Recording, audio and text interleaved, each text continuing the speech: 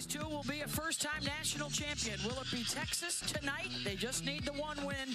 Tech needs to play again tomorrow to have a shot at that crown. The starting lineup's brought to you by Capital One. And tonight, Texas is the visitor. Those top four in the order, they each had a hit. The only four off of Kennedy in game one. They provided the 2 runs on the board. They've been doing it all year, responsible for more than half of their hits and runs scored on the season. And for the second night in a row, they will face Nigeri Kennedy out there in the circle. Now is the home team for Tech. Kennedy, look at that control, just 44 walks on the season. She has just been completely dominating this year because she's got that rise ball, 73 miles an hour. Look at the rotation. How about the spin rate, close to 25 RPM at the top of the zone, but it's also a changeup in the low 50s and a screwball to lefties that she's been using. 7 strikeouts in game one, the majority on her arm side of the plate. But you can see the way that she really uses a plethora of different pitches, a rise ball changeup mostly, but that screwball and curveball have come into play lately. We'll keep a close eye on the body language, on the mental athleticism with all that's been going on over the last 24 hours for Nigeri Kennedy. Stepping right back into one of the loneliest spots on the planet and ready to go to work. And it's Ashton Maloney to lead things off.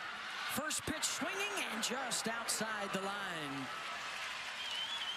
After about an hour delay due to heavy rains in the area, grounds crew did a terrific job to get the field ready tonight.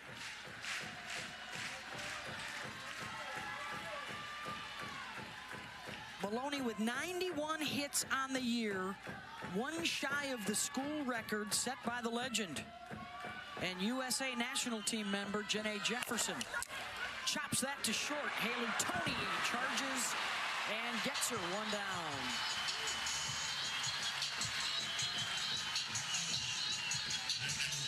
Kennedy held this Texas lineup to just 1 hit through 5 innings. And then the Longhorns strung 3 hits together in that 6th to get the 2-1 win. Henry was the fire starter in that 6th inning.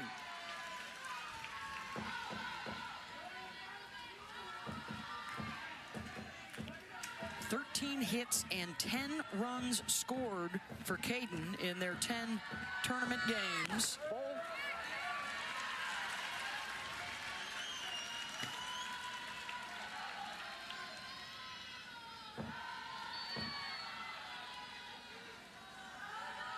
Also had a stolen base in the ball game last night. Her speed very lethal when she gets aboard. And now a 3-0 count. Well, that's going to be one of the keys for Texas, try to elevate that pitch count. Nyjah under 100 pitches last night. Yeah, threw 88 in game one. Had the 7 strikeouts, no free passes. And of course, that now famous attempt at a free pass in the 6th that would hit.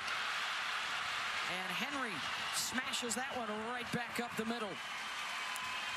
92nd hit. Well, and this is all about getting in a leverage count. 3-1 count, able to go right back up the middle. Oh, and this is a beautiful swing, because watch her body kind of go out and reach for this. Be able to get to that Nyjah Kennedy rise ball and pop it back up the middle. She talked about having a flat swing, and that's what she has there to get the first hit.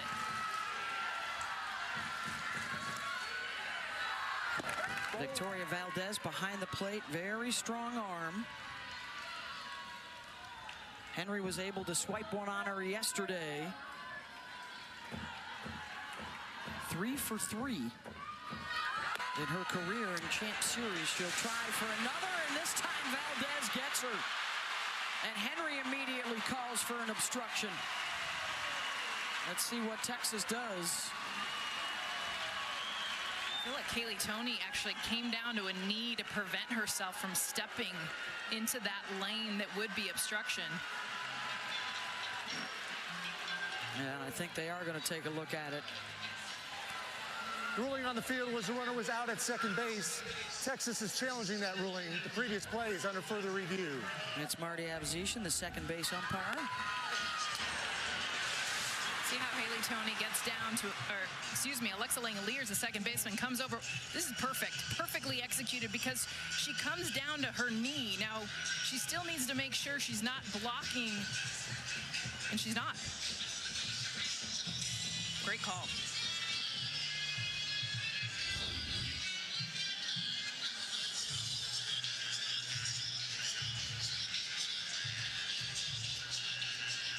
The first of two challenges, and then late in the game, the umpires can go to their own review.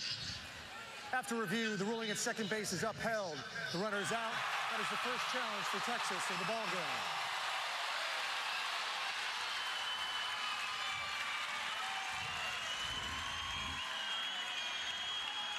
Langoliers, good job applying that tag well out in front of the bag. Clear path right to the base, an opportunity.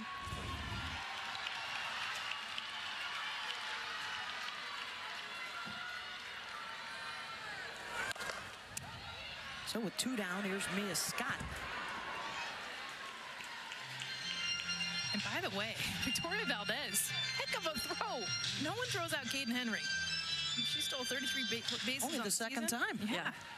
All year. Perfectly executed. It's her 13th caught stealing of the season. 2-1 to Scott at 71 miles an hour. Well, we knew coming into this series that both these catchers would be tough to run on.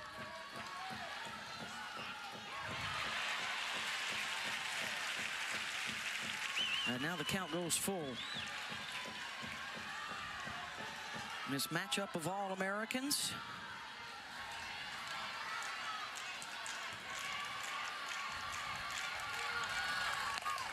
Mia kind of throws the bat out at it and gets the base hit. Another changeup that she strikes for a single in her last two at-bats against Kennedy. Talking to Mia Scott about the changeup, she's like, I love hitting the changeup because she's like, my body might not recognize it, but look at her hands. Are you kidding me? Her body is out of commission, but her hands stay through the zone just enough to get a hit. That barrel just stays right through there. That's how you hit a changeup. All right, so here comes the rematch with Reese Atwood. No intent to walk her this time, and Kennedy heat into the zone, 0-1. Yeah, it comes right up to that inside part. A lot of people try to sneak that rise ball past and get it underneath Atwood's hands, but she is so strong up there.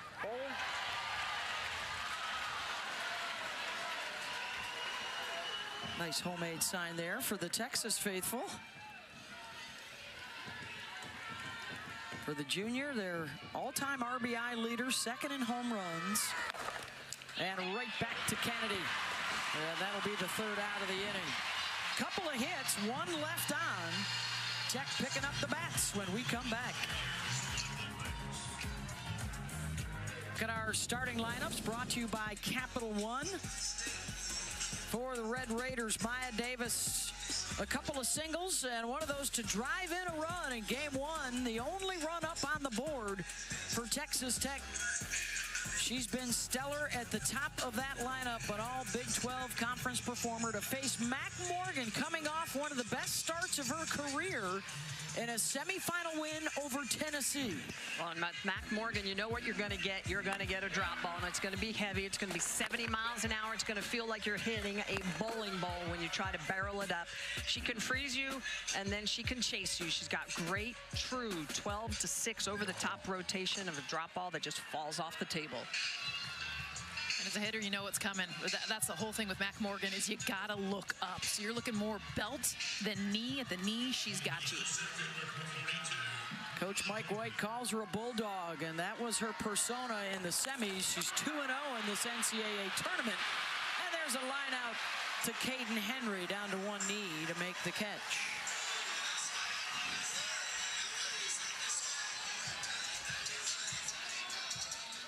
It's a big number of drop balls. And so if she's getting ground ball after ground ball, that's a good thing for the Horns. She'll throw a little bit of curve once in a while, an off speed, but yeah, it is all hard and all down.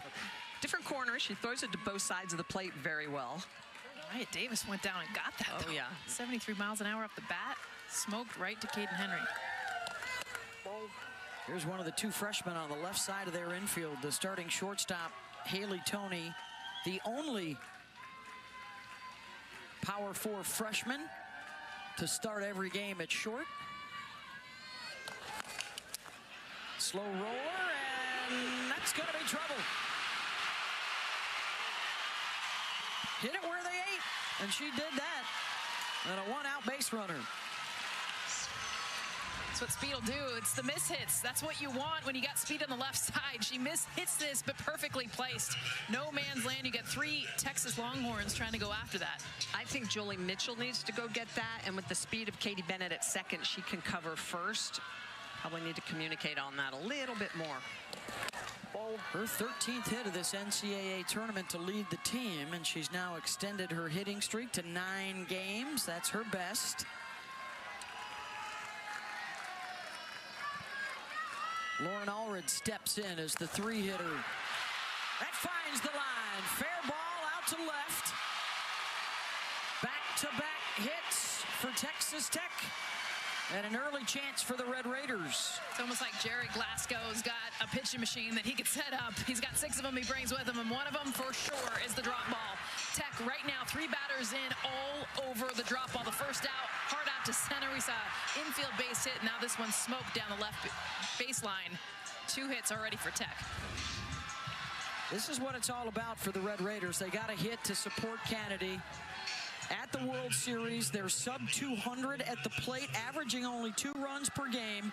They left the bases loaded in the first inning yesterday and never fully recovered. Can they break through here and grab an early lead tonight?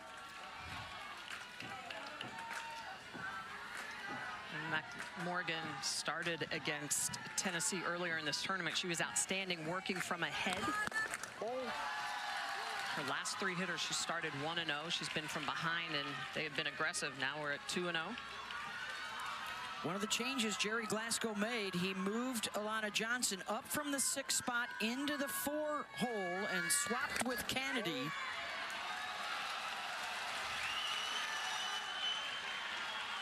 Two for 10 at the World Series, but both of those hits for extra bases. Shifted her last night all on the left side. You see second base now pulled over. And a 4-ball walk. And for the 2nd game in a row, the bases are loaded in the first inning. And trouble early for Mac Morgan. And already out of the dugout is Patty Ruth Taylor.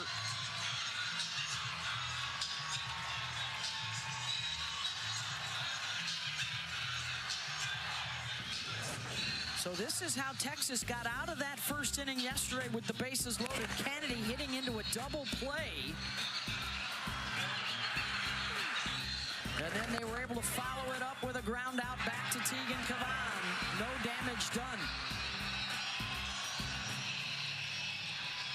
And now in a similar situation, albeit with 1 out this time, can they get the bats booming? Coming in, a 300 hitting team. Much below that in the World Series. Their RISP number is 222 at the plate. This is why they have to take advantage. It feels like, oh man, their bats are rolling, but they have these innings, and we saw them in regionals and supers where they come and they're able to score 1 or 2 runs, and then the bats can go silent. So this is a huge opportunity for Tech here early. And it's Alexa Langoliers, one of the 6 transfers that came with Jerry Glasgow from Louisiana. Mitchell comes home for 1, and they get the force out 2 down.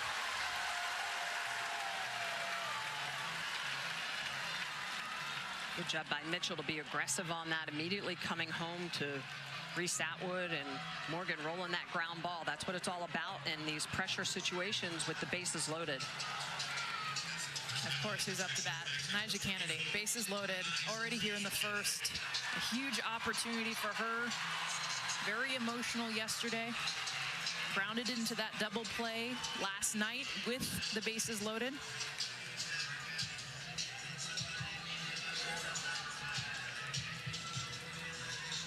Holly Rowe reported pregame about the fire in her eyes, ready to go, ready to bounce back from that tough loss in game one. Well, she was asking for timeout. Yes, she was. Mac Morgan is the quickest working pitcher we've seen here in Oklahoma City. As soon as she gets on that rubber, she's ready to go. Nyjah calling time right now. Kennedy, ground ball to short, then over to first to end the threat. Second night in a row. Tech loads them up and leaves them out there. Scoreless through one in game two.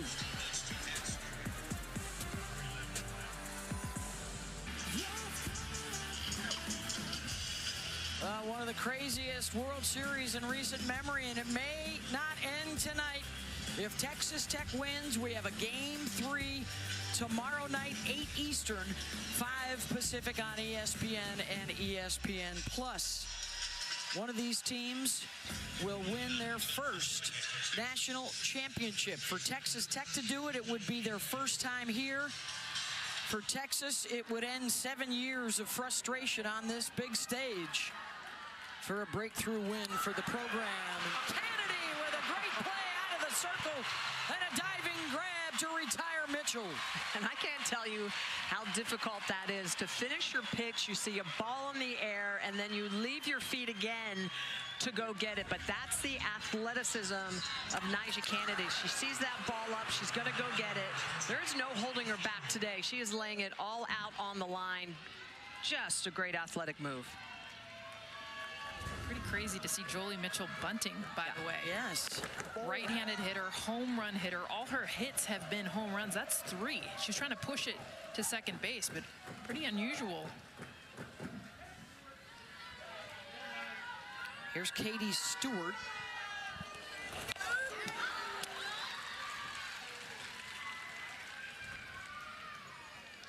Texas in the World Series. All their home runs. Katie Stewart's got a pair. Mitchell with 3 of them. Spraying them all over. Yes. 91 on the season, 6 here. Katie's got 4 home runs in this NCAA tournament. And when you go back to last year in the championship series, she had a home run here in Oklahoma City. She and Mitchell amongst a group tied with 3. And gets out in front of the changeup there, 2-2. Did not see it, did not pick it up at all. And this is where Nyjah Kennedy Smitty has gotten so good. We can talk about her velocity in the rise ball. That's really good. But the development of the changeup, you saw it in the swing there. Katie Stewart never saw it. Oh, she has a spin rate of over 2,800 on that changeup, so it blends in with her hard stuff.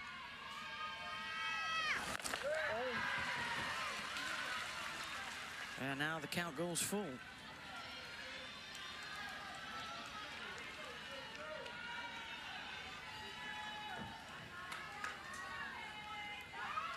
Eighth in the country and runs batted in this year, and she draws the walk there with 1 out. That's Kennedy's first free pass of the finals. You know, if you don't already, you can get the split screen going currently over on ESPNU. It's the 7 Innings Live Champ Special. Hello, ladies. Having some fun out there. Yes, indeed. The main telecast is still on ESPN if you're out there looking. They're having fun, that's for sure. They have wardrobe changes every time we see them. They're in different outfits. You should be excited. Kendra Falby's going to be out there in a little bit talking about the Audis. I know you love the Audis. Kendra Walby. Kendra Walby. Stealing home runs. Rob Jobs. I'm Beth Mullins alongside Olympic gold medalist left fielder Jessica Mendoza, Olympic gold medalist pitcher who rakes Michelle Smith, our Hall of Fame reporter Holly Rowe down on the dirt for us tonight. Here's Victoria Hunter, the DP. Ground ball to Tony, flips for 1 over the first, double play. Langoliers with the turn to Allred to end the inning. This is the Texas Tech defense that has just turned their 33rd double play of the year, and doing a really good job of making sure that Tony, the Langoliers, and the good throw, she steps back to all red. But it looks like Hunter slows down a little bit. But yeah, Nyjah is pumped. Her defense picking her up. And scoreless as we move to the bottom of the second. Let's revisit Hunter's run down to first here, Michelle. Yeah, and at this level of play in the Champ Series, every at-bat, every out matters. And Hunter just lets up about 2 steps before first base. Again, maybe you're upset you didn't drive the ball, but you've got to sprint through that. Every little thing matters, and if anybody knows that, it's Texas. Losing out in that Champ Series last year to Oklahoma. Yeah, this is their 3rd time in the finals in 4 years, and the first 2 times they ran into Oklahoma. Well, for both these teams, they had to go through Oklahoma to get here to the championship series for the All-Texas final. Mac Morgan back to work against 8-9 in the top.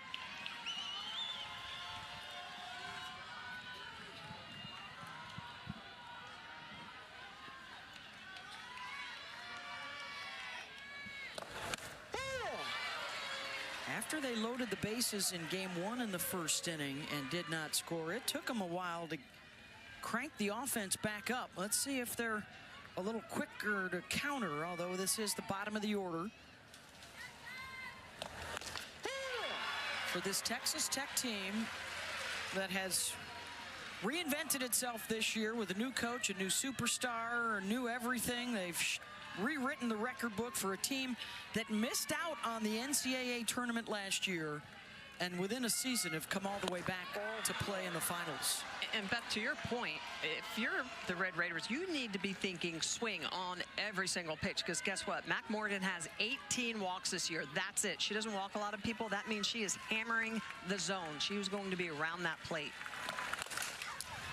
Ground ball to short. Leanne Good stays with it. 1 down. Well, in the crowd tonight, somebody you may recognize. The Super Bowl ring or 2 or several. And one of the most famous of Tech grads, Patrick Mahomes, and his wife here watching the action tonight. He's been watching, been supporting his entire program team, giving them the swag. Leather jackets and Adidas shoes. A lot of support for their entire athletic program. And oh yeah, hello. Got the PM logo on the back there. Love it. It's that mutual respect, right? The greatness knows greatness.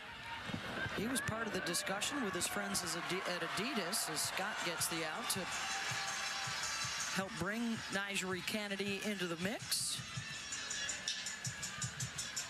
And of course, with the portal open, it would be a surprise to no one if there are some other big names relocating, possibly to places like Lubbock or Austin, as they watch these 2 teams vie for a title.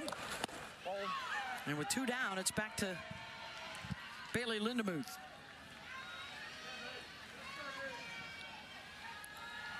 Last of the lineup to come up before they turn it back over to face Morgan tonight.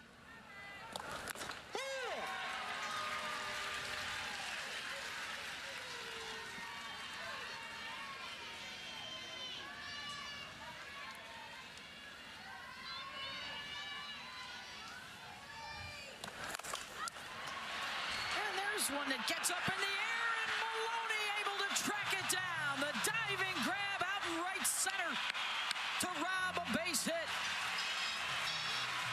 Oh, Pat. The read from Ashton Maloney, that's the first part of this. This thing is diving straight down, and then she leaves her feet so much risk to make this play, and her pitcher, Mac Morgan, heck yes, she's got your back.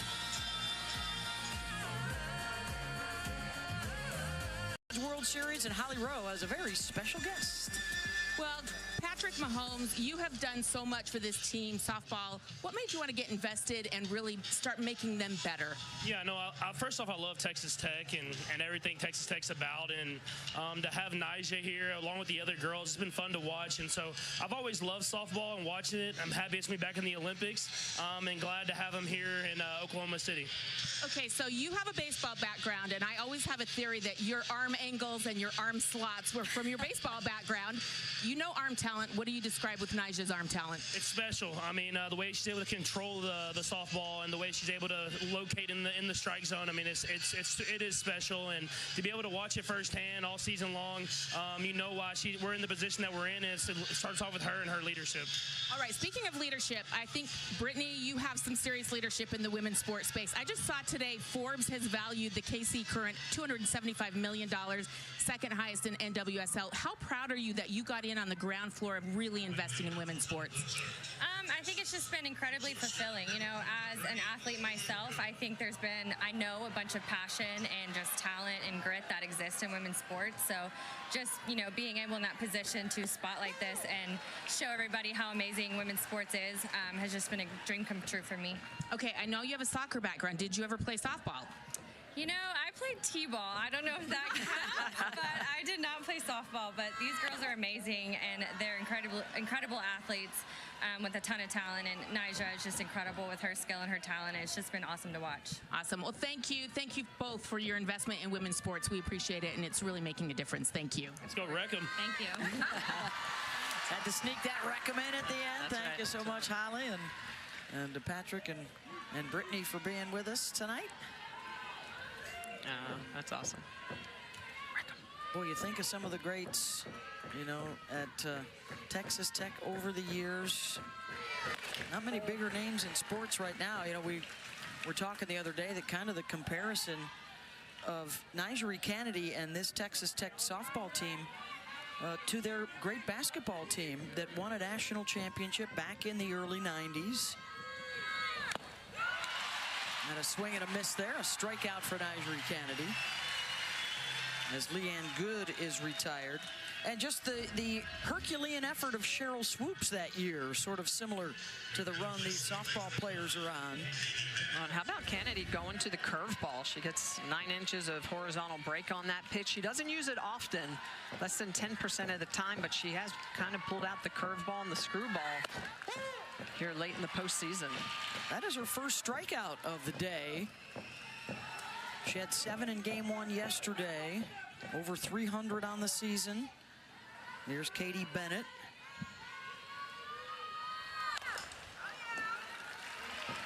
Not as much swing and miss either. We saw a lot of swing and miss, and of course day 2 these hitters have been able to adjust. They've seen her 24 hours ago, so they go watch more video, have a better understanding. Just 2 swing and miss here in the 3rd inning. Top of the order waiting for their turn.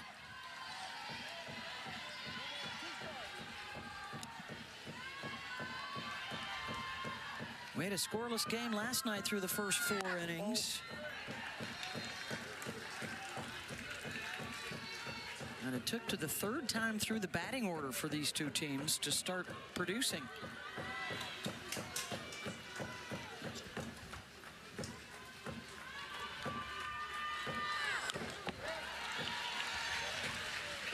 And you can really tell how Tech is pitching against Bennett with the speed that she has. Linda Muth right down the line, and you can also see that Tony, the shortstop, covering that 5-6 hole. Every pitch so far has been on the outer half to her. Choked up at the last minute, backhanded by Linda Muth, and fires over to first. Hugging that third baseline, Smitty. Yeah, and that's what you have to do. You know you're going on the outer half and you have any speed. You've got to be able to get something hit down that line. If she would have been off that line, that could have been a base hit just with the speed of Bennett getting down the line. Excellent defensive play for the freshman. Bailey with the strong arm going across to Allred at first. Back to the top of the order, and Ashton Maloney. There's another swing and a miss.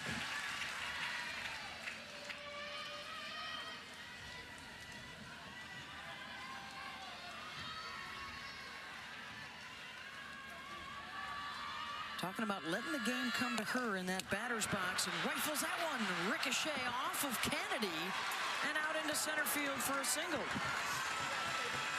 So the top three in the lineup each have a hit tonight, including Caden Henry, who singled her last time up. It's a good job inside out. This pitch comes in just past the glove of Nyjah Kennedy. Hit hard, but perfect spot.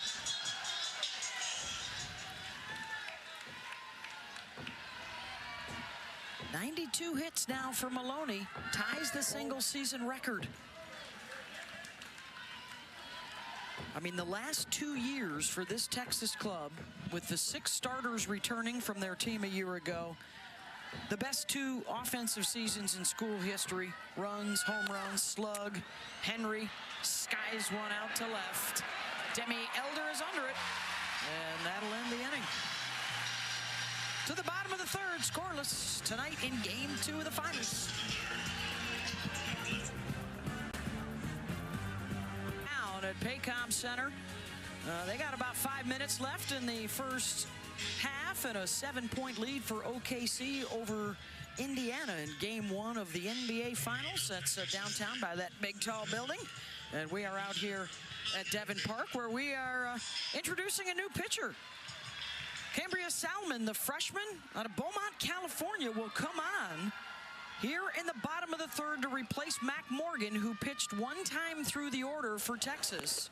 So it's Maya Davis, and back to the top. Morgan can return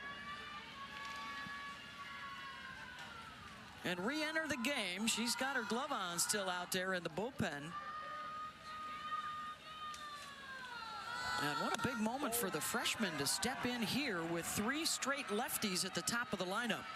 She's had a good year. I mean, she can throw to all parts of the zone. She's a lot of upspin with a screwball and a rise ball, but she also can use a drop ball. She's going to be 67.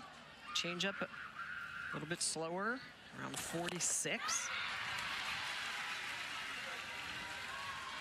7-1 on the season. Her 3rd NCAA tournament appearance. Just over 6 innings of work. And how about the belief of head coach Mike White? She hasn't thrown in a while, and he's going to plop her right into the Champ Series. And facing one of the best leadoffs. Of course, you think back a year ago when the Oklahoma Sooners were playing Texas, Game 2, trying to win the national championship. They threw a record 5 pitchers in that game to beat Texas.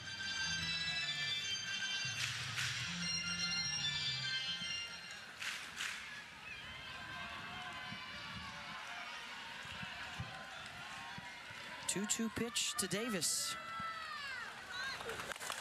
Right back up the middle, base hit.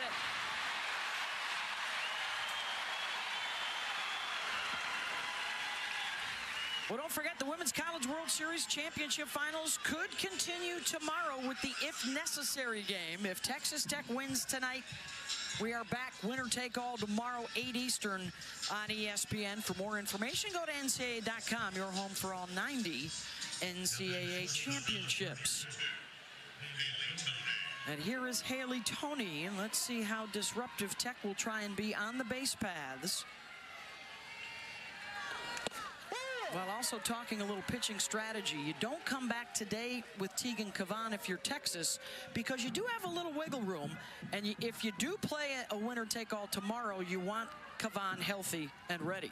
Yeah, absolutely. And you know you have to force Tech's hand to throw Kennedy a 3rd time. Absolutely. Every inning of the Champ Series. 2 schools of thought. You go for it in Game 2 and throw your ace again.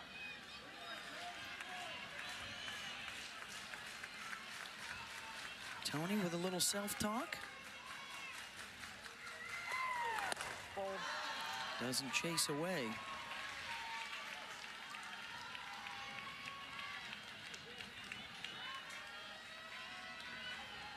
Red Raiders set a school record for stolen bases this year. Davis, 26 of 31. Inside out swing, and there's Mia Scott with a great grab. 1 down. Mia Scott is like a cat over there at third. She can just move Jess instincts beyond. Just her reacts. I mean, her ability to go backhand on something like this when she's creeping in. This is a lefty, so she's playing up in front of the bag, creeping in just in case there's a bunt, in case there's a slap.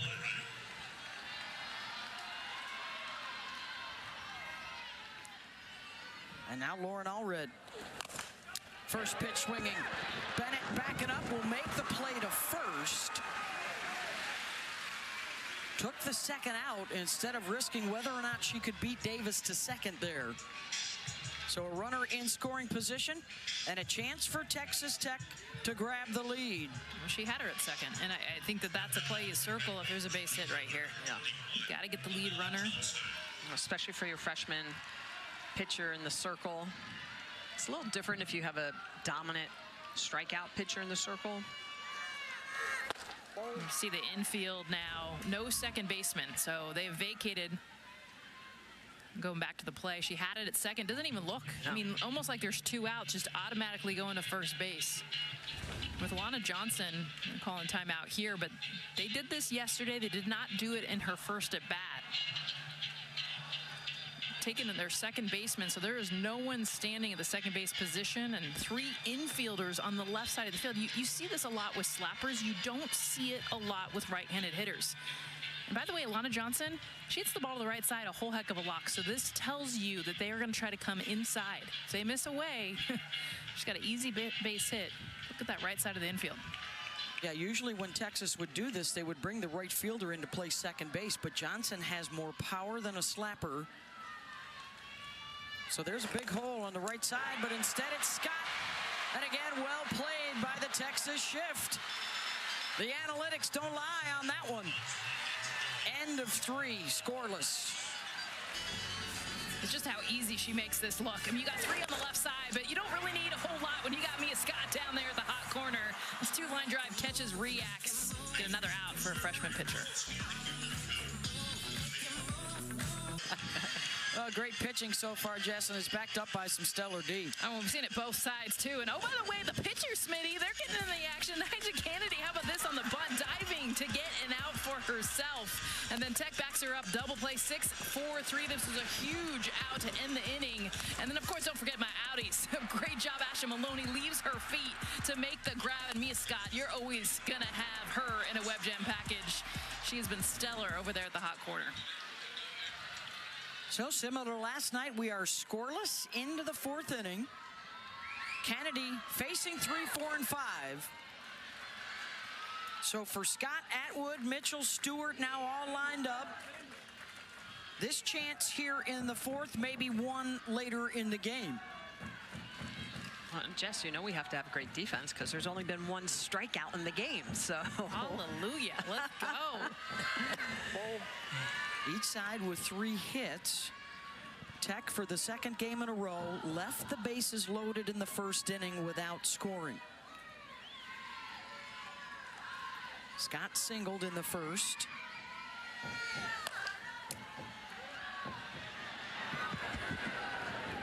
That was one of the defensive plays that did not make that last package, but Victoria Valdez, a big caught stealing of Kaden Henry. Otherwise, she scores on the Scott base hit. That's the secret save of the game, because she makes it into second, which, by the way, all year she has. They score a run. Which, looking right now in the 4th, runs are a premium. There might not be a whole lot of strikeouts or swing and miss, but... Well, you always know that, right? A pitcher's duel, it doesn't mean 21 strikeouts. It just means it's going to be tough to put a run up on the board. Kennedy, 44 pitches thus far. Was very efficient last night, only threw 88.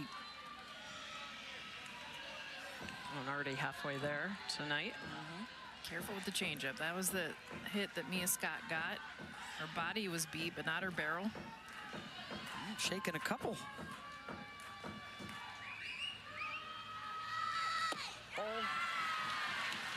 Tried to rise, didn't chase. Shook the chains, wanted her best pitch, and Mia Scott does not bite.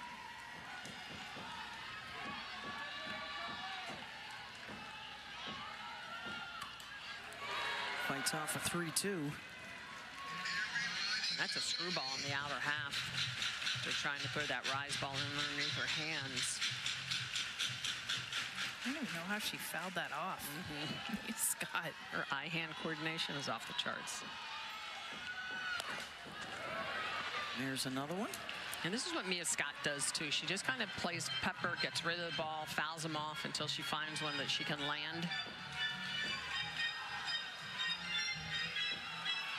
Her hit extended the inning last night to get Reese Atwood that at bat with 2 outs. Yeah, 1 strikeout last night for Mia Scott, but that's just her 9th of the year. I mean, she doesn't swing and miss a lot.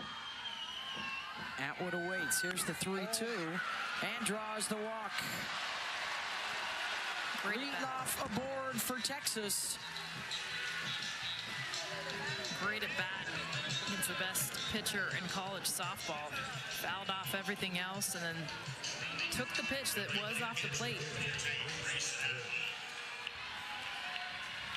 And now Atwood grounded back to Kennedy, her first time up. First pitch swinging, and that'll drift out of play. Really trying to get in on the hands of Reese Atwood. We've seen that in both her at-bats, coming inside, down, inside, up with the rise.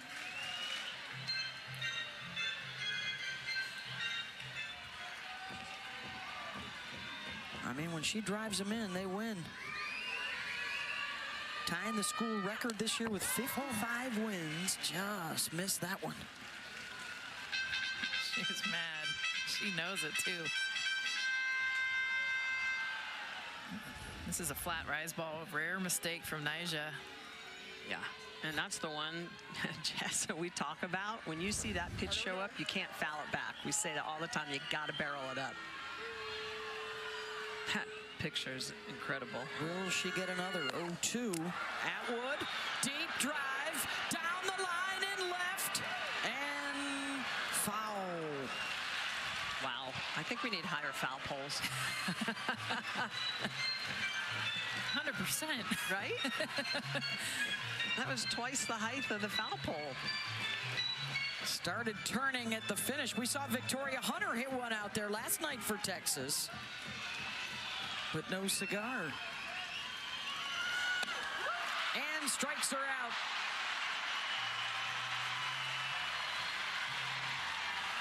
Well, how do you get out one of the best hitters in the game? You pitch around her very gingerly. You come on the inner half, and Reese Atwood is attacking. Fouls that pitch straight back. Fouls off a pitch that looks like it's going yard, and then comes back to the curveball for the strikeout. That is great late sharp movement on that curveball to expand the zone. That's been both of her strikeout pitches tonight. And with 1 down and 1 on, it's Jolie Mitchell.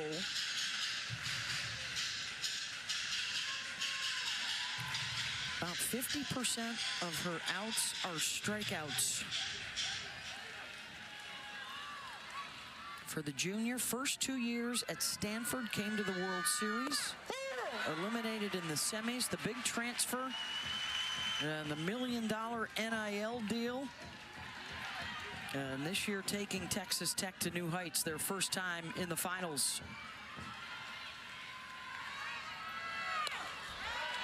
Mitchell, who tried to bunt the first time up, swinging away, her more natural self here the second time. And another foul ball straight back. I mean, when I was pitching, that was like note to self. Anytime that ball's going straight back, got to do something different because they are just missing it. Another swing and miss. Nyjah says, note to self, I'm not going to go upstairs with the rise ball. I'm going to go back to that curveball, which has been really, really good tonight. Look at the rotation and spin on that. It starts on the outer half and then just runs away. Mitchell tries to catch up with it, but no chance. That ball's in the batter's box, the left-handed side. So much run on it. 2 down, and it's Katie Stewart. She'll foul off that first pitch. You know, and kudos to Tara Archibald, who is helping call those pitches that she recognized. All right, maybe the rise ball's getting hit a little bit more today. They saw a lot of it yesterday. Let's go to one of Nyjah's, you know, it's not her primary pitch, but she still throws it very well. Especially because the plan for Texas, they told us, stay on top of that rise ball. You need to hit a ball or two above the ball. So now instead of going vertical, she goes horizontal. She gets the swing and miss. Sarah is the daughter of head coach Jerry Glasgow. They spent about 5 weeks this year when Nyjah was dealing with a hamstring injury where they couldn't throw a whole lot outside of games. Stewart trying to find a hole and does, out on the grass and shallow left. And for the first time tonight, Texas with a runner in scoring position. On the corners with 2 outs. Kate Stewart just gets enough in on the hands, out to the grass. Haley Toney, wonderful job, drop step, almost getting to this, but with 2 outs. This allows Mia Scott, outstretched arm for Haley Toney. But Mia Scott goes first to third. Now runners on the corners. And it's Victoria Hunter hit into a double play, her first time up. 0 for 2 last night in game 1.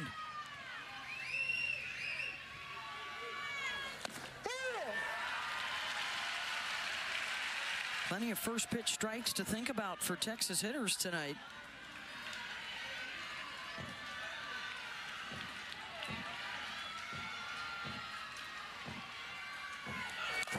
Hunter, ground ball to Toney at short, bobbled, and still has time to make the play to end the threat. Couple stranded for the Horns. Still nothing doing to the bottom of the 4th. Coach Holly and Coach Glasgow, the Red Raiders tonight, 5 base runners, 1 for 6 with those runners on. Left them loaded in the first. Had a base runner in the third, and now here they come again. 5, 6, and 7 against Salmon. And Alexa Langoliers pops that one up. Katie Bennett, 1 down.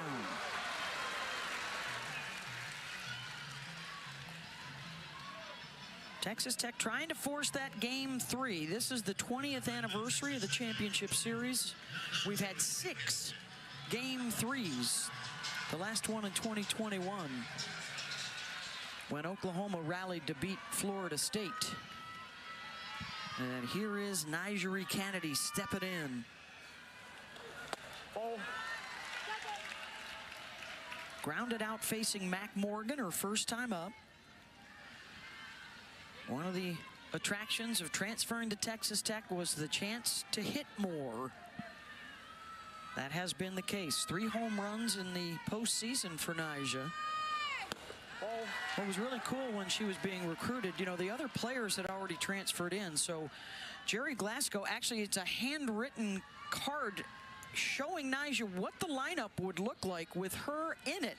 And all the stats of the other players, batting averages and home runs and RBIs, so that she could see what the lineup would look like. Of course, 2 trips to the World Series with Stanford the last 2 years, and scoring was an issue in them getting knocked out in the semis twice.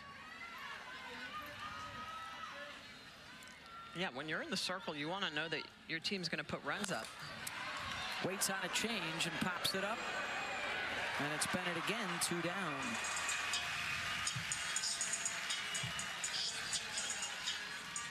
Hey, let's take a look at the Capital One Cup standings as teams compete for a combined $500 grand in student athlete scholarships from Capital One. What? Wait a second, Mendoza. What happened to the Cardinal? Oh, just give it a minute. She was celebrating before That's it came North on. Carolina's big lacrosse championship. Yes. Yeah. What do you guys won, like 40 in a row? I know. Every year it's Stanford up there in the #1 hole. In the women's category, especially. Women's sports. Yes. There's Debbie Elder, Outstanding. the elder statesman of this Tech lineup. Katie Bennett's getting a workout. Getting her steps in. Recording all 3 outs that inning. And a 1-2-3 affair for Salmon.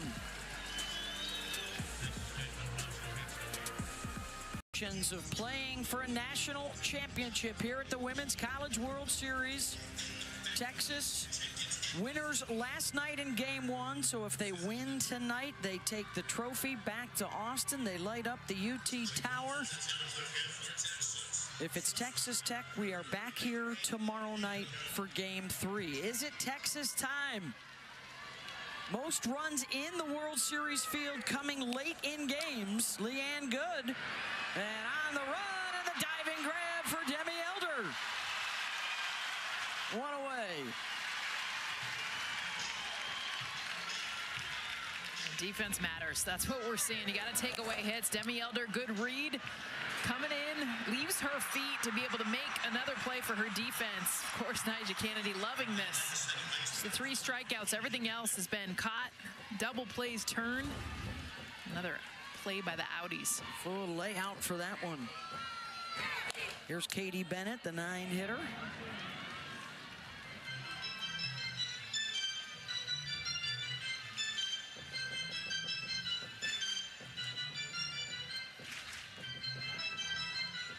We saw last night, same stage we're at tonight, scoreless through 4.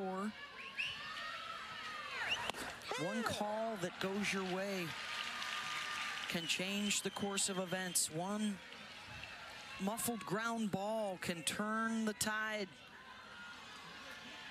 One play where there's a lack of execution, and the game goes the other way. Kennedy gets the strikeout, 2 down, back to the top. Kennedy's been smoking the corners in this game. Look at the way she's going to get that pitch on the outer half. That actually looks like a screwball. It's got a little elevation to it, but when she throws to that arm side, especially with lefties up, she'll kind of blend that. We'll call it a scries, a little bit of rise, a little bit of screwball. Maloney, straight away center. Maya Davis is there, and it's a 1-2-3 affair for Nyjah. To the bottom of the 5th we go. Sooners as national champs coming to an end this year. Both of these sides vanquished the Sooners en route to the finals. Texas got them in a winner's bracket game on Saturday, sent them down into the loser's bracket. And after OU eliminated Oregon, Texas Tech got them in the semifinals on a Lauren Allred walk-off sac fly to score Maya Davis.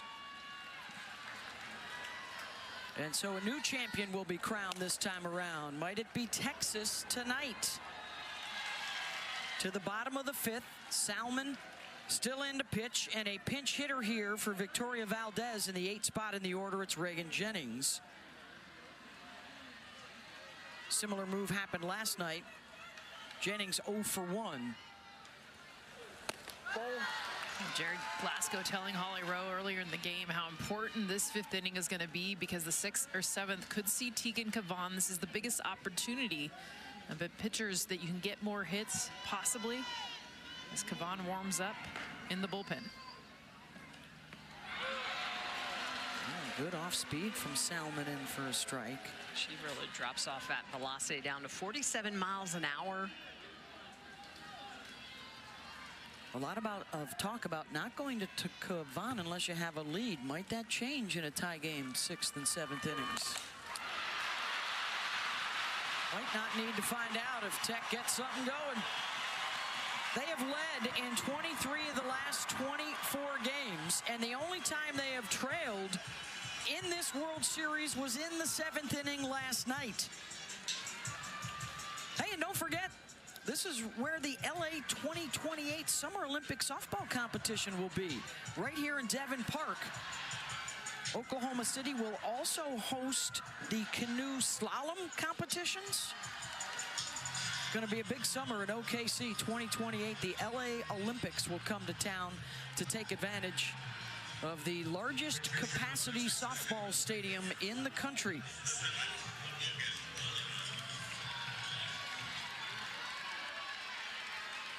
Second pinch hitter in a row is Logan Holloman, who was involved in that controversial stolen base in the 5th inning last night.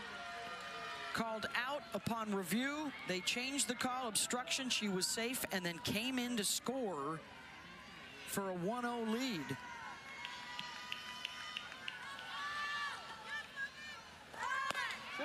She's 0 for 2, reached on an error last night. She's in here to move a runner. Absolutely, and you can see Mia Scott just charging in. Reading those hands, the corner is just crashing.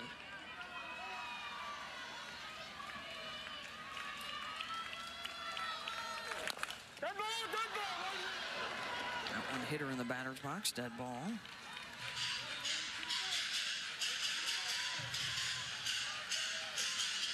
Her one job right now is to move a runner.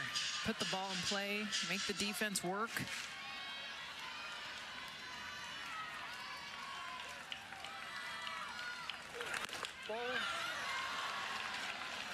Sophomore out of Flower Mound, Texas.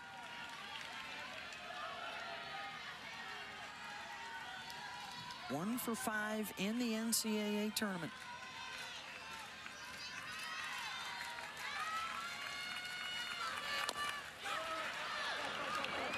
That one is foul, 1 and 2.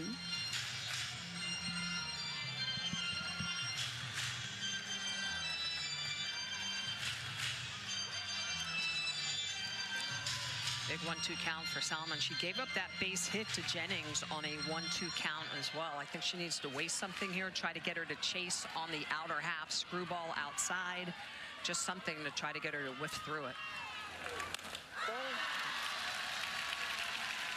Does go away upstairs, 2 and 2.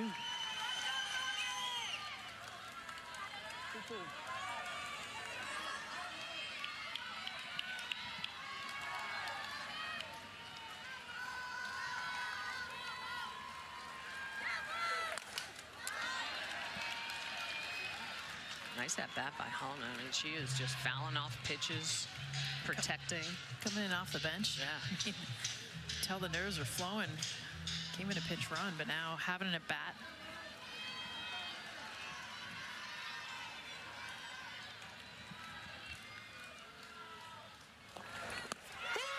Called strike 3.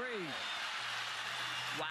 One down. There it is, that 48-mile-an-hour pitch again from Cam Salmon. She is just deadly with this. Look at the way she sells it. This is a flip changeup. Look at the rotations on that. That's what fools the batter's eye. It looks like it's coming in at 70 miles an hour. It's 48. You can see the way she flips that wrist backward, that rotation. That is a beautiful pitch. And that is the first strikeout of the night for a Texas pitcher. And now it's back to the top of the order. Davis lined out in the first, singled in the third. She is facing Salmon for the second time.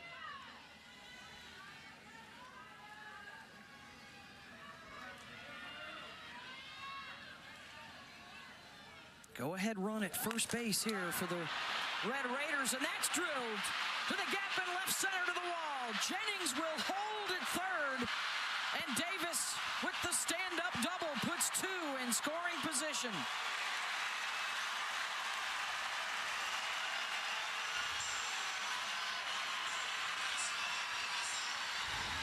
Maya Davis again. She had the hit on a pitch up and out, up the middle in this one. Same location. Up and away, just gets to the ball. She's got that split grip, which allows that top hand to stay on top, driving this to left center field. Now runners at second and third. Maya Davis staying hot. And Patrick and Brittany Mahomes liking that outcome. Let's send it down to Holly Rowe. Well, what's remarkable about that hit is Maya Davis has been a slapper for most of her career. She was at Louisiana slapping for Jerry Glasgow, and it had one career home run coming into this season, and he saw more in her. He's worked with her specifically one-on-one, and she said him taking the time to work for me has changed my hitting, and there she is hitting away. This is crazy transformation for a player who had never hit before that until just recently. Well, and Holly, player similar to Maya Davis, is up to bat right now, and that's Haley Toney. She's got that inside-out swing, Holly, that she learned as a slapper as well, turned hitter. And as hot as Maya Davis has been, you want to one-up it, it's Haley Toney. She has been their hitter of the postseason. Yeah, and she was great against Oklahoma. She had a double off the top of the wall going opposite field, and that's really what Tech needs right now. They need something driven deep into the gap. They need clutch. It's been a struggle finding it in the postseason. This may be their best chance at the plate, the freshman.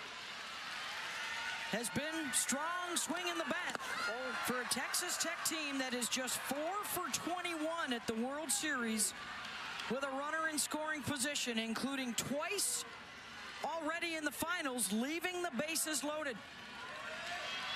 The Texas defense pulled way in, middles in front of the line, corners up. Tony waited on the change and pops it up. 2 down. And that's not the pitch you want to attack in that situation. Haley Toney has been so good, but the freshman going after a changeup in a I don't really want to hit a changeup situation. That's when you're battling with 2 strikes. Yes. You see the frustration from Jerry Glasgow. It's Lauren Allred's turn, the sophomore from Texarkana. Has a couple of walk-offs in the postseason for the Red Raiders, looking for the lead here in the bottom of the 5th in a must-win game. 2 for 9 tonight with a runner on base.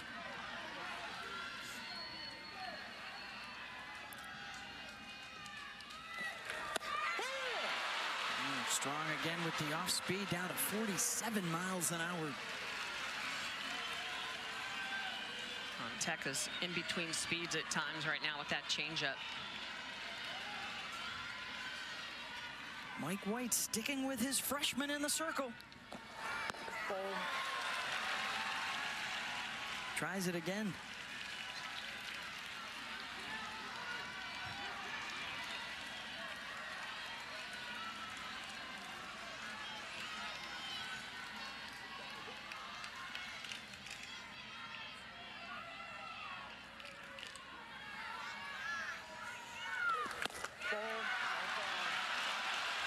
Three and 1.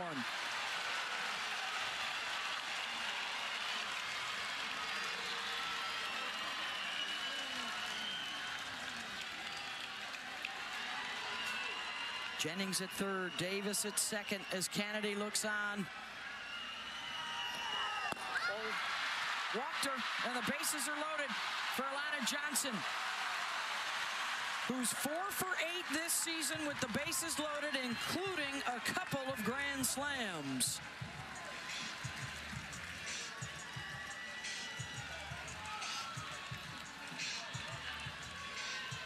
I'm interested to see if they're going to go to that shift that they've been going to with Alana Johnson, where they move all the infielders. I feel like right now that's just too risky. I agree. Play her straight up.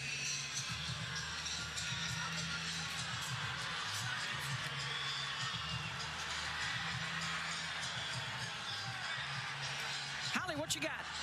Well, Alana Johnson's been here before. When she was 11 years old, came as a little girl to watch the Women's College World Series, and she had a feeling she would be right back here today. She had this sign, "Hey, Mom and Dad, you'll be watching me play here in a few years," and now here she is. Her parents are in the stands. They bring that sign to the games, and here she is with the bases loaded. She has spoken this moment into existence. Let's see what happens next.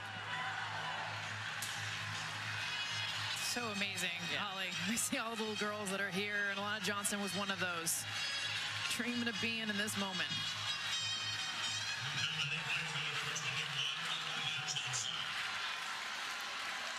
And they are going to go with that shift. 3 on the left side of the infield. And they threw her outside. And she was not expecting that. Wow. You got to think, too, you remember, if you just poke your bat on that, there's no one on the right side of the infield except for Jolie Mitchell.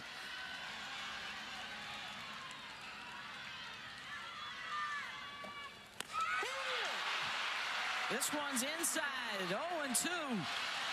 How about 48 miles an hour again?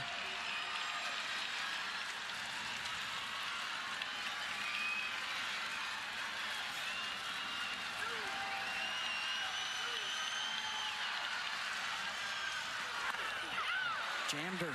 That's called protecting yourself. That could have hit her. That ball was so far inside. Wow.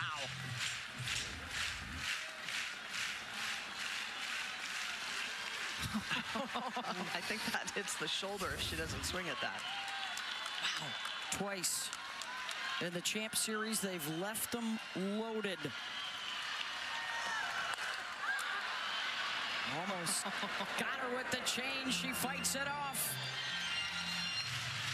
Giving her a little bit of everything. Started her away. Couple change-ups. Threw it at her. She fouled it off. Jennings, Davis. All red. Ready to go.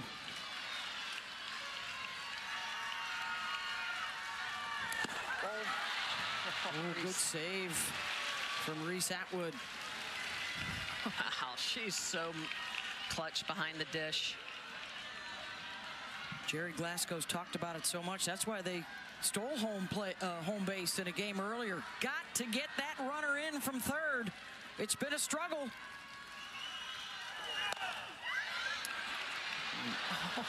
Atwood, her best effort to get after it.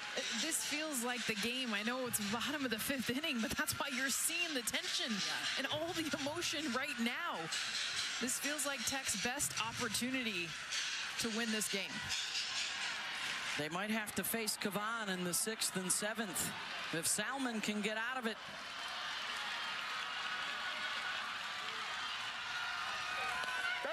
And that hits her, and a run will score.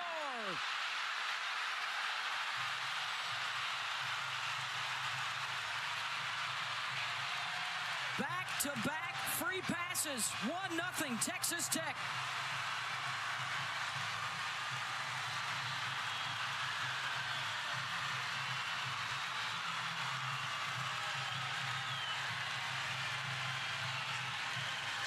Johnson fouled off one of those pitches earlier. That one ends up plunking her. Single, double, walk, hit batter. And it started with the pinch hitter, Reagan Jennings, who comes in to score through the wickets. And another run is in. And the Red Raiders taking advantage.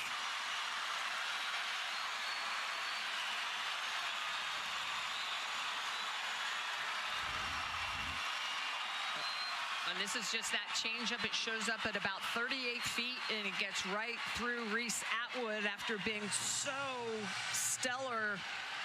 This ball just goes right between her. She drops down, but you can see it gets past the glove all the way to the backstop. Davis in to score. We've talked about what a wacky World Series it's been, and now Tech with a lead, courtesy of an RBI hit by pitch and a wild pitch. And they score twice without a hit. This crowd is ignited right now. Still not out of it for Texas. And here's Langoliers.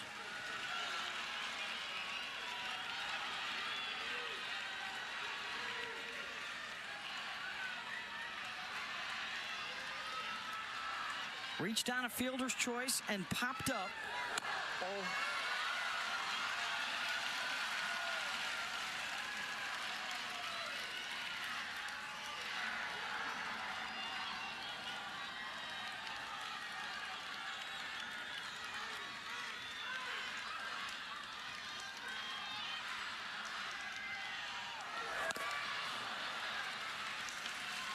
With Nigeri Kennedy on deck.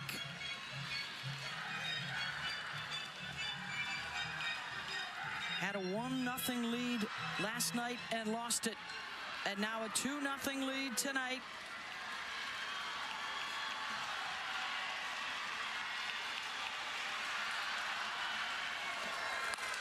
Langoliers pops it up, and Henry will call for it to end the inning. But 2 runs in the bottom of the 5th for the Red Raiders. And the ace for the Texas Tech staff has a lead to protect and 6 outs to bring it home. Kennedy. And the Texas Tech Red Raiders with the 2-0 lead in a must-win situation to force a Game 3 to play for the national championship tomorrow night. Texas rallied last night to win Game 1. If they do it again tonight, they are the champions. But they're going to have to go through the NCAA's wins leader this year, the NCAA's ERA leader this year, number 2 in whip, number 2 in strikeouts.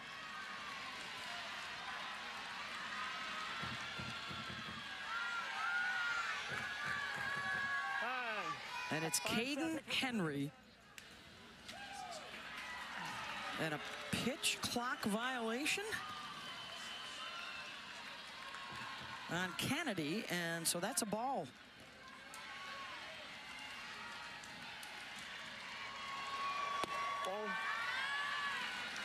What's crazy is Tech's run was scored in the 5th last night. Caden Henry was the one that came up in the 6th to start the rally for Texas at a 2-run 6th. Razor thin margin of error. Can Kennedy rewrite the ending tonight? After a disastrous finish last night, the intentional walk attempt that Reese Atwood ended up getting a pitch to hit and a 2-run double to give Texas a lead they would not relinquish. This is the part of their lineup: Henry, Scott, and Atwood. If you're to pick the top 3, it's these 3. They've all been over 400 for the majority of the year. Right now, a 3-2 count.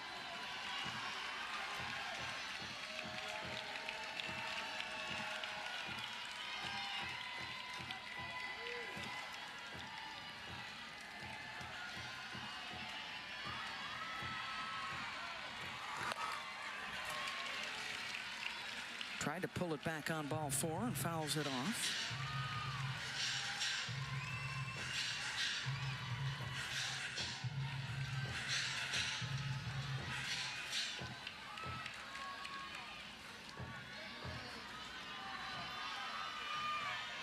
Another 3-2 pitch from Nyjah. Elder in foul territory and has room. 1 down. How about our next WNBA game coming your way? It's Asia Wilson and the Aces against the Valkyries. Chase Center in San Francisco, Saturday afternoon, 3 Eastern, noon Pacific on ABC, ESPN Plus, and ESPN Deportes. All summer long with the WNBA, all summer long with the AUSL. The Mia Scott drills one. Back it goes, and Mia Scott clears the wall. Solo home run to get one back for the Horns.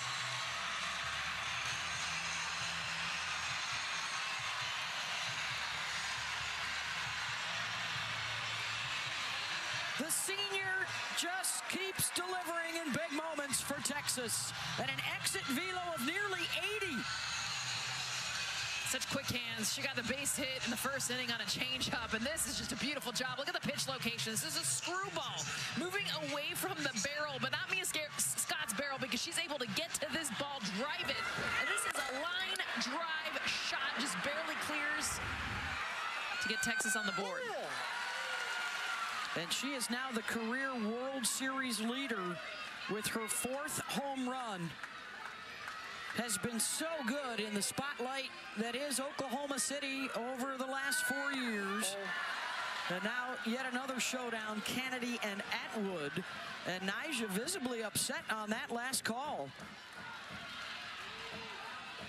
Wanted the strike, 1-1. Atwood 0 for 2, struck out on a curveball her last time up. Nyjah knows what she wants. And the changeup in for a strike. Back-to-back changeups. That's the respect of the power that Reese Atwood has. One hit this entire World Series. It was the game winner off Kennedy last night.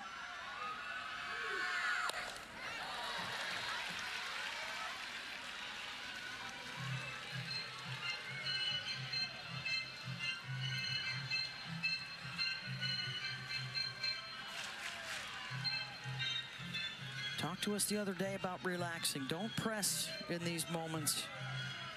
Hit through the ball, not at the ball.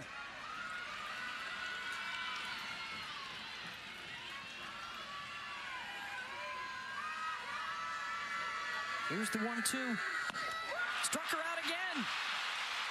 2 down. Just how talented Nyjah Kennedy is that, again, going back to that curveball pitch on the outer half. So she goes with the rise ball previous pitch, comes back with the curveball in the outer half. Look at that rotation on it, nice and tight, snaps that across her body. Good run on that pitch, strikes out Atwood for the second time tonight.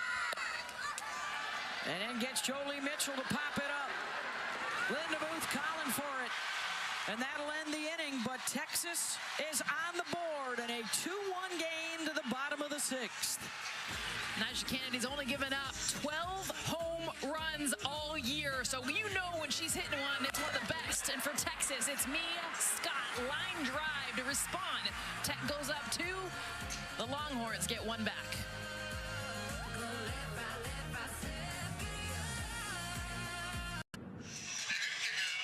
Here's how Texas has done it in a lot of different ways, scoring their runs here at the World Series. Singles, doubles, triples, homers, stealing home, getting hit by a pitch with the bases loaded, scoring on a wild pitch with the bases loaded. That's how they've gotten 2 across tonight. And a 2-1 lead. They are 3 outs away from evening the finals. And they will see Citlali Gutierrez here in the bottom of the 6th, the 3rd Longhorn pitcher of the night. Gutierrez's experience coming out of the pen, she's done it all year long for Texas. In fact, they say she's stronger out of the pen than with her starts. She throws 3 different speeds, so a lot of the same, a lot of mix, a lot of working the corners. Tegan Cavan, last night's Game 1 winner, watches. In all likelihood, we would not see her tonight. There's the Scott family getting the home run ball. And for Gutierrez, her first series of this World Series, she had a couple of appearances in the Super Regionals against Clemson. Kennedy drills one deep center field, and plenty of room to roam out there for Caden Henry. 1 down.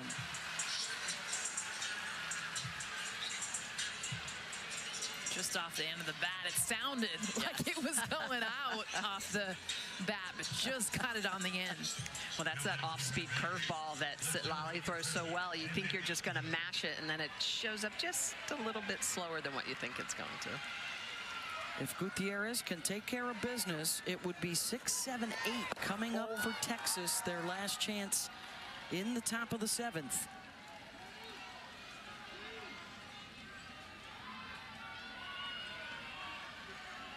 Demi Elder, a couple of ground outs. Yanks that one foul. Another capacity crowd tonight. They have been raucous. After an hour weather delay, that didn't chase anybody away. Standing room only. I mean, it is packed. Fabulous night here for Game 2. As it stands, they'll be back tomorrow night for Game 3. Unless Texas can change things in the 7th.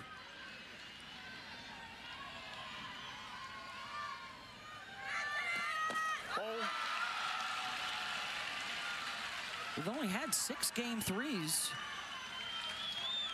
in the 19 years of the championship series. Last one was Oklahoma over Florida State in 2021. They rallied after they lost Game 1 to take Games 2 and 3. And Elder draws the walk.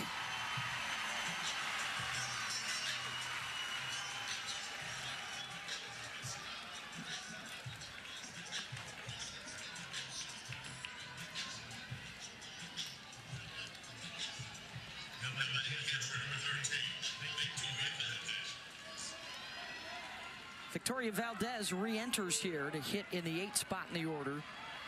Grounded out her first time up. Lifted for a pinch hitter in the 5th, and Reagan Jennings started the 2-run rally. You can only be subbed out once, though. A second time and you're burnt, so they need Valdez behind the plate in the 7th.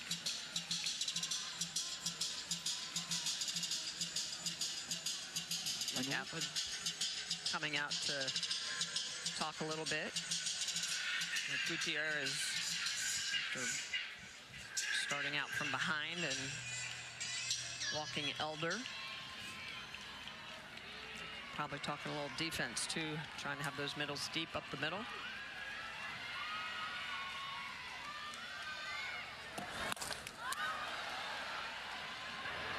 Valdez out of play.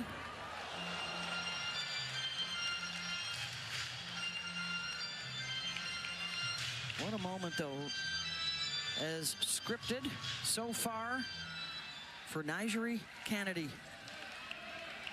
Took responsibility for the loss last night. Said tonight she wanted to play ball. Has a one-run lead with one more go-round in the 7th.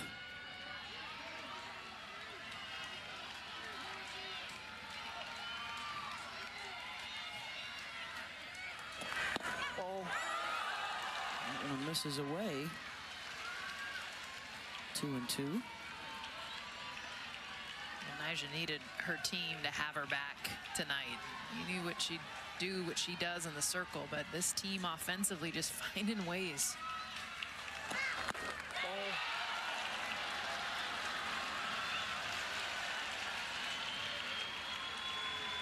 10 times this year she's thrown back-to-back days, and 10 times in the second day she's won. And how about her defense stepping up behind her? I think that's been huge as well. Valdez, a little squibber, foot race, and an error at first base for Texas. Last second, Mitchell tried to toss it to Bennett, and it bounces off of her, and there's runners on the corners with one out. And the Red Raiders may be able to pad that lead for Kennedy.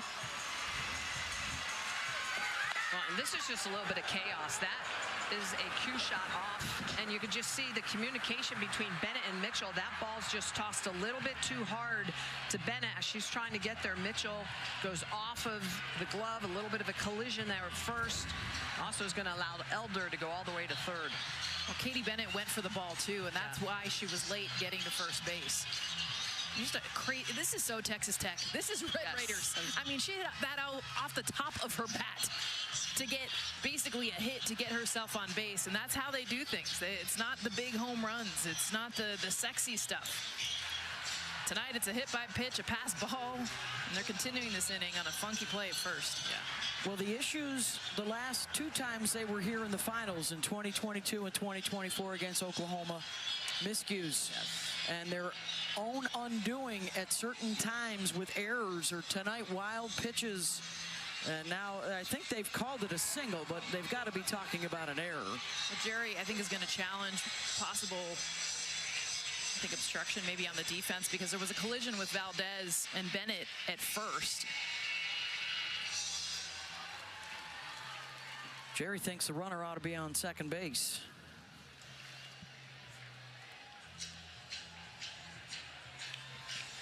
Number 9 hitter, the freshman Bailey Lindemuth, is due up. Valdez, as it stands right now, at first. Valdez ended up on the ground. That's what Jerry Glasgow is arguing. The ruling on the field was there was no obstruction after the batter runner reached first base. This is a Texas Tech challenge. The previous play is under further review.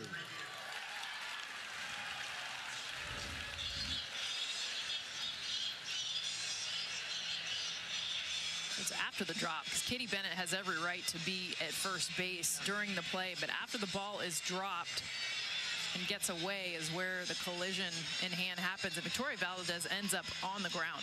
What's our rules analyst Christy Cornwell think? Christy? Well, I think Beth is right. In this case, it looks like both fielders were doing what both players, the runner and the defense, were doing what they're entitled to do. This is just a crash. So no advancement to second base, Christy? I would agree with that. She would only have gotten first anyway, so that's going to be umpire judgment if, in fact, they rule obstruction, which I don't think we have obstruction in this case. It's just a wreck. And she got first base. She wasn't trying to advance to second base.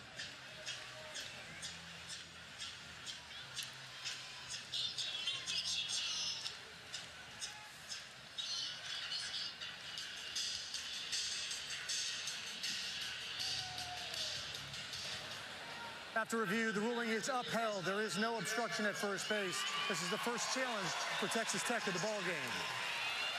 All right, so Valdez will go out to first base. And it looks like the pinch runner, Garcia, is headed for third base to run for Demi Elder. Remember, Garcia is the one that stole home in the win against UCLA. Certainly the Longhorns aware of that. This is what happened on Saturday. Straight steal of home between the wickets of Ramirez at UCLA. One of the gutsiest calls we've ever seen here in Oklahoma City.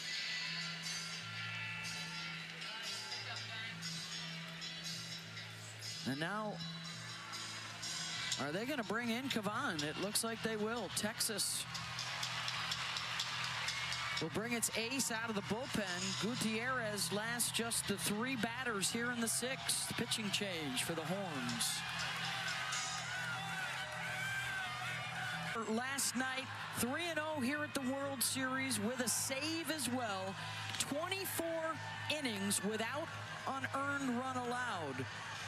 And she will come on with runners on first and third, 1 out, trying to keep this a 1-run game. Lindemuth, the freshman up in the 9 hole, she has already been pinch hit for.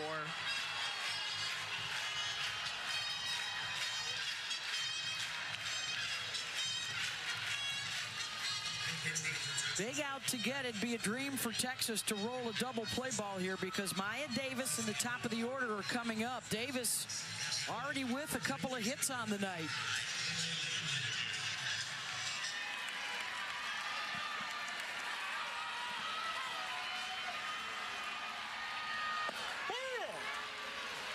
They're pulled in at second and short.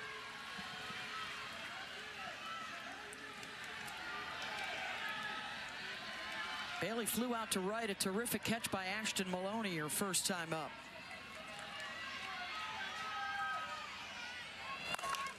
Lindemuth. Fly ball out to Henry in center on the run, charging in towards the plate, and the throw way offline. And a run scores as Garcia slides in safely. The sac fly makes it 3-1.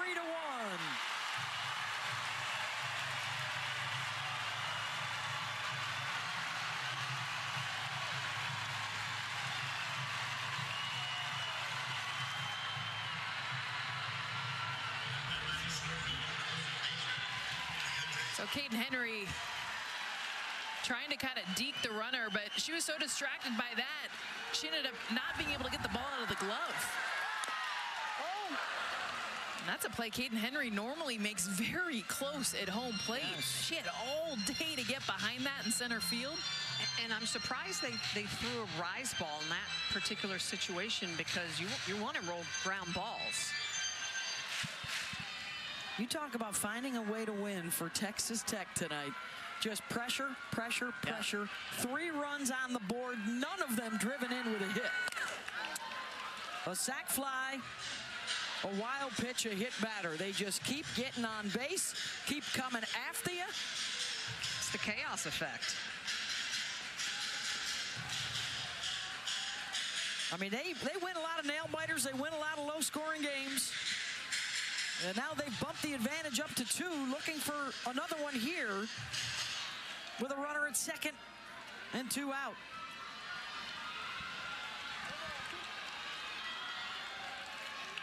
And Kennedy continues her prep to go back out to the circle in the top of the 7th to try and even the championship series and force a game 3 tomorrow. Talking with Tara Archibald, the coach's daughter, their pitching coach. Been on this journey together, dad and daughter.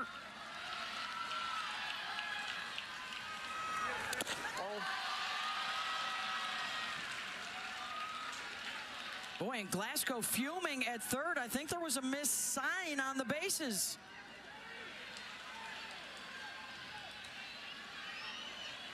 Looking out at Valdez on second.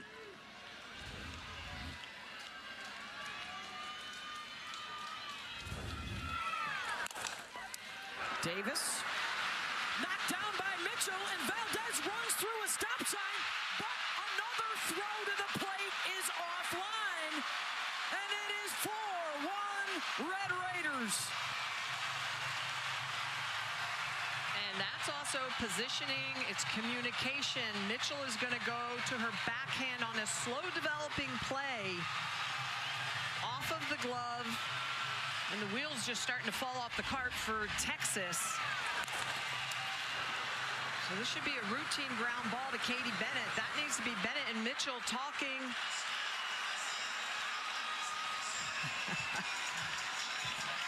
Red Raiders. That is a couple of throws home to the wrong side of the plate for Texas. And Jerry... How about Valdez coming around to score after the missed sign? Yes. That's why Glasgow is now smiling. Through the stop, by the way. And made amends. And now Tony reaches. And Davis swipes second base. And the inning continues. Valdez knows she misses the sign, and here she's looking at the play, and watch Jerry Glasgow stop. And it worked out. So 2 missed signs. 2 pitches, 2 missed signs.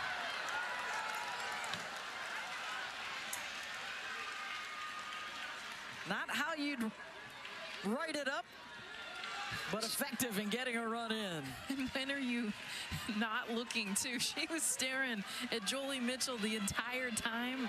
Great read, by the way, by Valdez.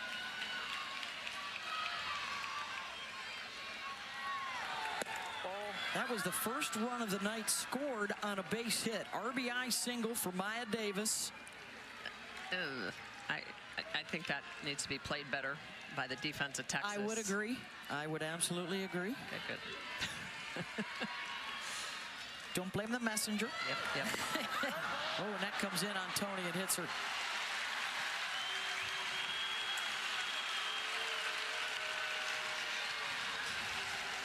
Well, for the Longhorns, 4 errors yesterday, and it did not cost them a win, but now miscues here tonight. It's been part of the Longhorn story recently in the finals. And it comes back into play tonight in game 2. And I just wonder when you brought Kavan in, if you're going to use her in this inning, why not start her? That's a question I bet a lot of folks will be asking if this score stands in preparation for game 3. Good over to first. And that ends it, but damage done. 4-1, Texas Tech, 3 outs away from evening the score. Nigeri Kennedy, that $1 million right arm, ready to try and shut the door. To try and win their first national championship tonight. As it stands, Nigeri Kennedy and Texas Tech are on the verge of forcing a game 3 tomorrow night for the ring.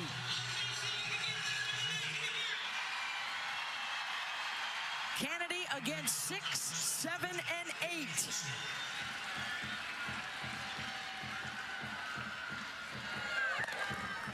Stewart fouls off the first pitch. They had a late lead last night in game 1. Slipped away. Kennedy took responsibility for missing out on the pitch out. And came back today with fire in her eyes, ready to go to work. Looking to redeem herself and get her and her teammates another night of ball together. Just a message this sends to every single softball player, every single athlete that has failed. And for Nigeri Kennedy to see how upset and mad she was last night to be able to come into this game fire in her pitches, fire under her belt. I mean, she has just been absolutely nails in this game. Has she pitched 3 days in a row this year? Yes, she has.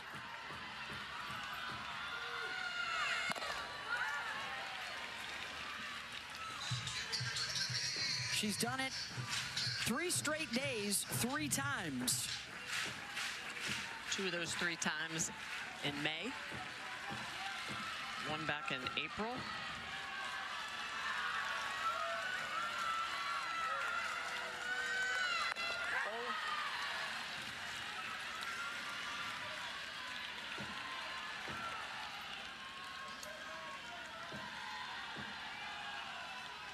Texas is the team that's gotten her the most in her career.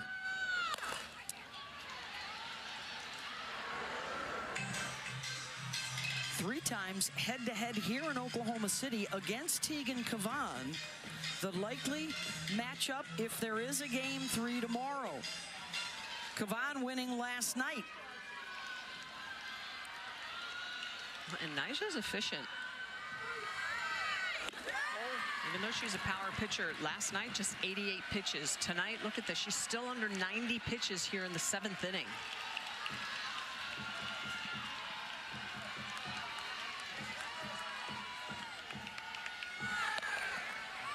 Good at-bat for Katie Stewart.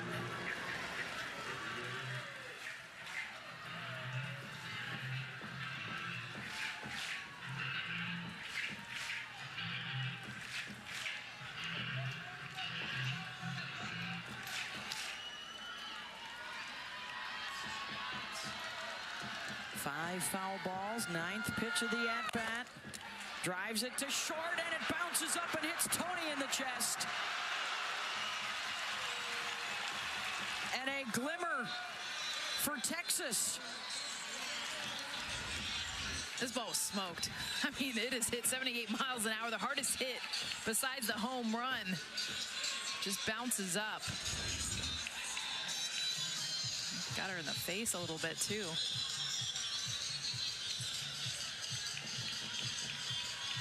First error of the night for Texas Tech.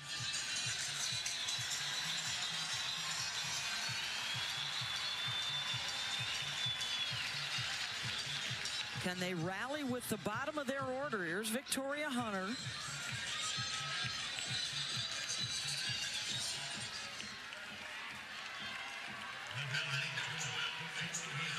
She gets on base. She can pass the bat to the tying run.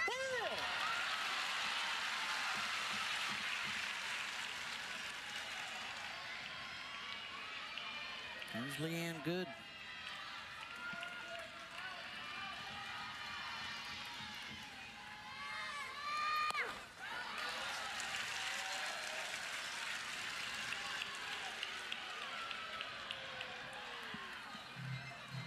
I love the confidence of Reese Atwood keeping the catcher's gear on like she's headed back out there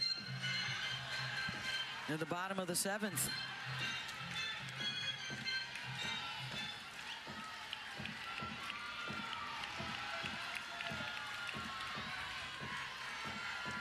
Kennedy trying to make sure that doesn't happen, and that hits Hunter, and Texas brings the tying run to the plate.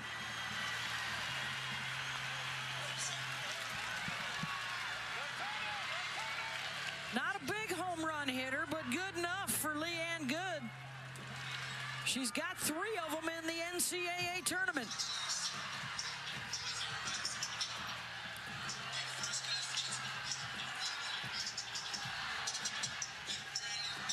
So now it is Texas' turn to try and take advantage of some miscues.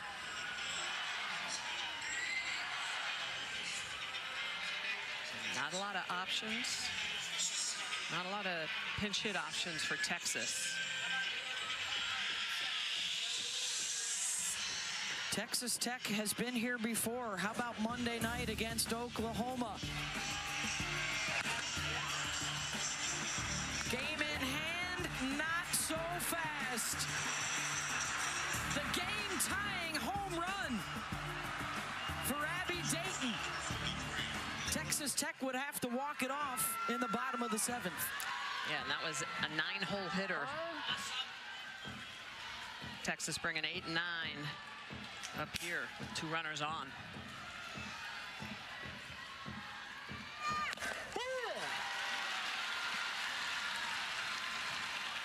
Oh for 2 last night. Leanne's 0 for 2 tonight. Kennedy struck her out in the 3rd. Leanne Good out to left on the run, and that squirts away from Demi Elder. 1 run is in, and 2 in scoring position for Texas. RBI double for Leanne Good.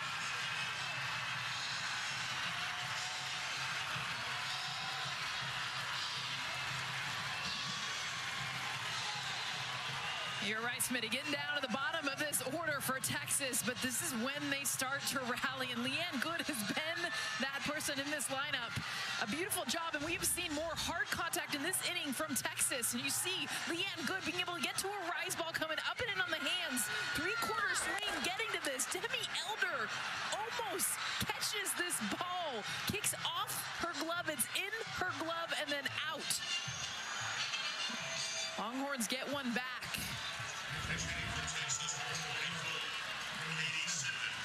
Katie Simmons, the pinch hitter, the senior from Humboldt, Texas. And here come the Longhorns.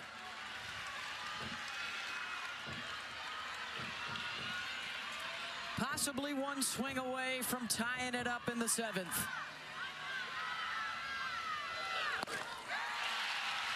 Chases the rise, 0-2. That was a home run swing, too.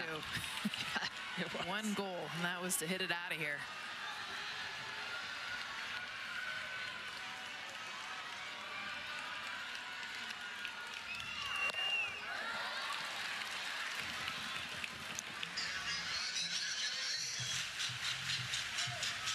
Here at the World Series, 3 of the 7 runs that she has allowed have come in the 7th inning. Hunter and Good standing by on the bases. After Simmons, it's back to the top of the order. Almost curveball or changeup here. I mean, right now we've seen Katie Simmons literally miss the rise ball. Now get to contact on that rise ball. Either got to go away with the curve or off speed with the change. And she comes back with that changeup. Just be careful with that rise. And 0-2, throw it, but throw it way up out of the zone.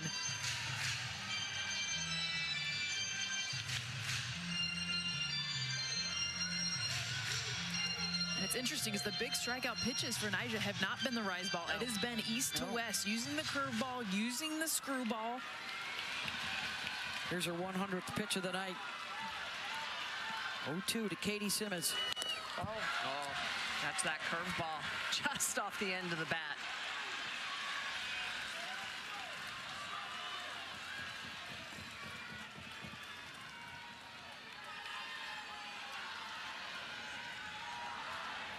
Katie Stewart, who reached on an error, has scored.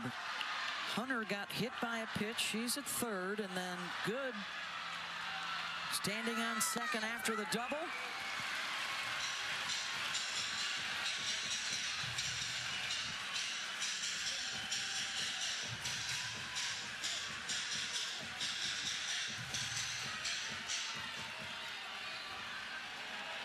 Checking to make sure that that one was a foul ball and not a swing and miss. Replay on. No chase.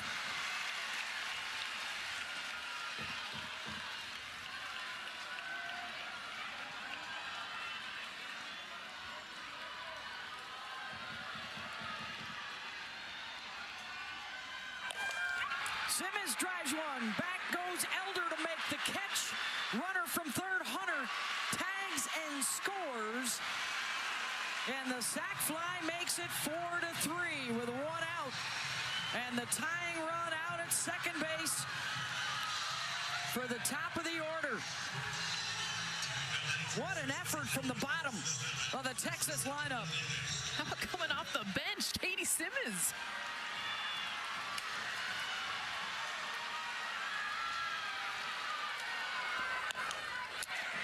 Slap to third. Linda Muth makes the play for the second out. And how about this? Game 2 of the finals. Top 7, one-run game. That tying run at third with 2 outs for Caden Henry against the All-American Nigeri Kennedy.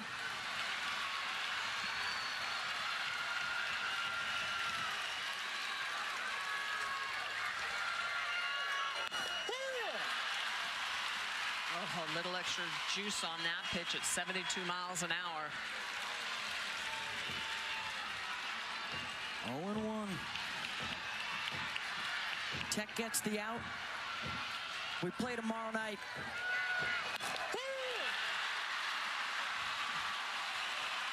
That's like 100 in Major League Baseball. She just went twice, rear and back.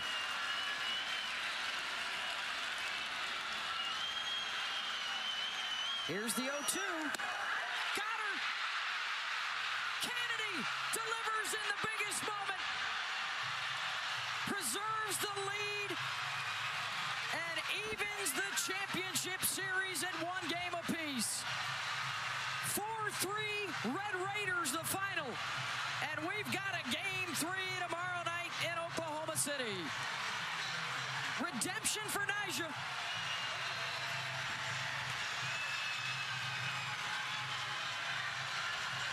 And a 1-run win. How about Nyjah just coming and rearing back? Kaden Henry, I mean, we saw her get to her top speed, 72 miles an hour, and then goes to that rise ball away to get the swing and miss.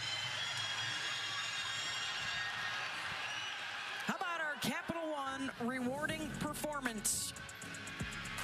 And how about Nyjah just being able to control the zone with her unconventional pitches? We don't always see her throw. The curveball was outstanding this evening, using that rise ball at the end of the game. But that curveball to the righties, screwball to the lefties, a lot of energy for Nyjah Kennedy coming back after that heartbreaking loss last night. She redeems herself in the circle.